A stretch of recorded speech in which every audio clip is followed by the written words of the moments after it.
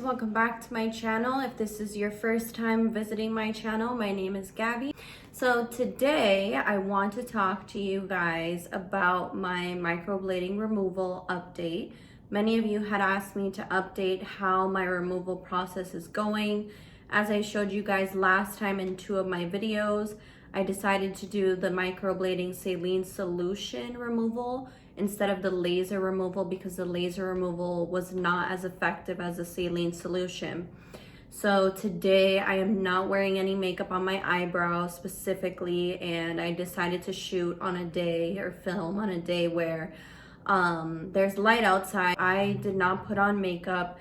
I really want you guys to see how it looks like present day live because sometimes it's hard for you guys to see. So far I am seeing kind of the same results as the last saline solution removal. Definitely in general they have gotten much lighter.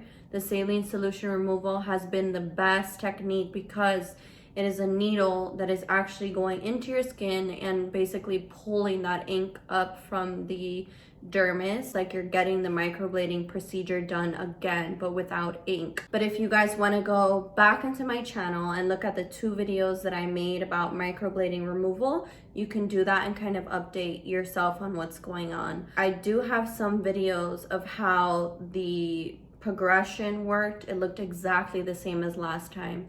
It was flaky skin, it started to scab, and then the little flakes fell off. So now it is bright red, so it's kind of the same, but my eyebrows do look much lighter. So if you're wondering which removal technique works the best, again, I suggest doing the saline solution. You know, most ink will oxidize and it will turn from black or whatever color you got. Let's just say you had brown eyebrows like I did, but the lady did my microblading, put black ink on me, so that when I took it off with the laser, turned red. Some people's eyebrows turned green, gray. I mean, it's just really been a nightmare. At this point, you know, I feel really open with you guys, and because I received a lot of messages, and some people found me on Instagram, and they really wanted to know how I was progressing as far as my healing process, if the ink was disappearing. It's still not fully healed. It really needs a lot to go. This is what it looks like. So I'll get up close to you guys. So I put my hair back and this is it up close. Okay, it's, as you can see right here, it's red still. And that's the ink. And it looks so bright because it was only done about 2 weeks ago, and they told me, the technician told me that they're pulling the ink from the surface, and that's what happens when they use the needle and they kind of poke at the skin, and the saline solution is then absorbed by your skin because of the little holes, and it will pull that ink to the surface. It does take quite a few weeks, so you have to wait 6 weeks in between each session of removal for it to work. You can't just go right away and be like, let's take it off. It has to heal. So right now it's in that healing stage, and it is, I'm not gonna lie, it's pretty red, so you guys can see that. So sorry, my face is like oily. I've been wearing a lot of makeup recently for work. Let's see. Okay. Scary. Some people asked me, why are your eyebrows transparent like before? As you can see in my other videos, my other microblading removal videos, that my eyebrows seemed like there was no hair there, and some of them seemed white like the hairs I did have. That's because I shaved off my hair off the eyebrows, because when I started doing the removal process with the laser, the Pico Shore, it turns your hair white. It does not ruin the hair follicles, so you won't lose your hair. So either you have the option of shaving it before or waxing it off, like whatever works for you. And it grew like full. So here's my eyebrows. I haven't tweezed, I haven't plucked it. I just wanted them to grow back. So now they're back. Thank goodness. It took about like 2 months for them to come back, but I really wanted the technicians to be able to see what they're doing, where I have the ink exactly. I just want it gone. So a lot of you left comments about it and saying that you went through the same nightmare. It really is a nightmare, and every day I have to apply that concealer, and I'm embarrassed so without doing the concealer because I feel so self-conscious, and in the back of my mind I'm like, well, yeah, I use the eyebrow pencil, but you can still see the red and people are gonna think I'm a psycho. So, to me, there's nothing you can do. It was something that is semi-permanent. Well, to me, it seems more permanent now, this microblading, and I paid way more than what the original procedure cost. And that's what I get for buying it off Groupon, as I mentioned that in the first video. So you guys can kind of go back if you want to see it. I mean, it's a disaster. So really, I think women, they go into this, or men go into this thinking, oh, it's gonna look so great. You never know with the technician. Like, you have to do your research. Don't just go, yeah, oh, we have a discount, come to our salon or whatever, our microblading spot. Don't fall for that. If you're gonna get microblading, and good microblading will probably cost you a pretty penny. And I'm not saying that every place that's expensive is amazing, does amazing microblading. You just have to really be careful. That's my message. And somebody said I was brave for wanting to go again. I did my research on a place, which is where I do my removal now. It's called iDesign. It's located in Manhattan, and that's where I went. My eyebrows are full anyways, so it really depends. I kind of want to go for that bushy look. So maybe I will just let them go and be wild and, really bushy, lots of hair. So let's see. I just really want to remove them, and I'm really hoping that after some time they will finally fade to the point where you can't even see that they're red. I've been at this for almost a year, and imagine I got the original procedure done 3 years ago. So they usually say that it's not completely permanent and that 2 to 3 years it completely goes away. That's not true. And especially if it's cheap ink, you might be stuck with it forever, I guess. I don't know, it seems that way. But that's how I've progressed. And there's nothing, there's not much else I can say except that I just have to deal with it and, pay for my mistakes. But me thinking, oh my God, this is such a cheap deal, really cost me $1,000 or more now, actually, because my laser sessions were $250 each eyebrow. Then I stopped doing that, and then for both eyebrows it's $450 for Saline Solution, I believe, but I will confirm. So by now I've spent over $1,000, maybe $2,000 for this removal, and that's it. It's unfortunate. Next time, just gotta be careful. And I see women getting, permanent, like semi-permanent, right? Lip liner and semi-permanent eyeliner and things like that. And now, looking back on what happened to me, I would never do those things, because eventually the eyeliner gets blurry and it's like, getting all messed up and kind of smudged, so it just looks awful. And now I'm going to show you guys the product that I use, which is Unpatrolled Jelly. You can buy this at Whole Foods. It is vegan, it is natural, it has 100% no animal testing, no artificial colors, no synthetic fragrances, no parabens, no phthalates, I don't know how to say that, or harsh sulfates.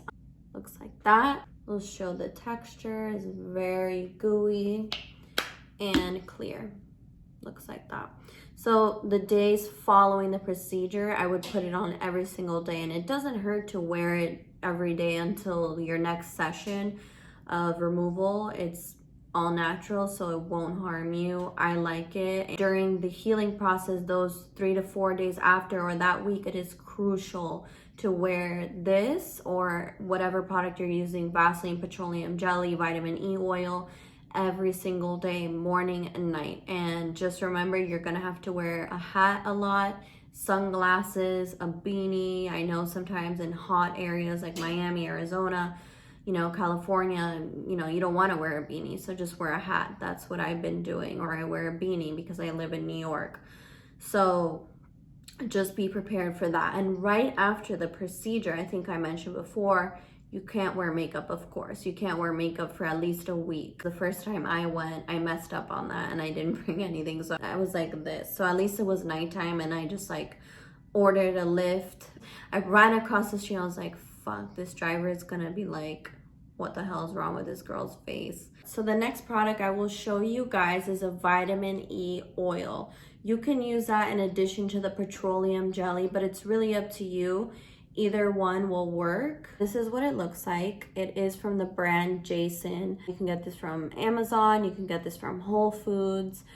So vitamin E, maximum strength by Jason, 45,000 IU. And you could use it to help you fight wrinkles and aging, so your lines. And vitamin E oil really helps you heal. So if you have a scar, it helps with aging, all of that. So you could use this in addition to the jelly. The next question you guys probably have is it safe to use your moisturizers or normal creams that you use during the day?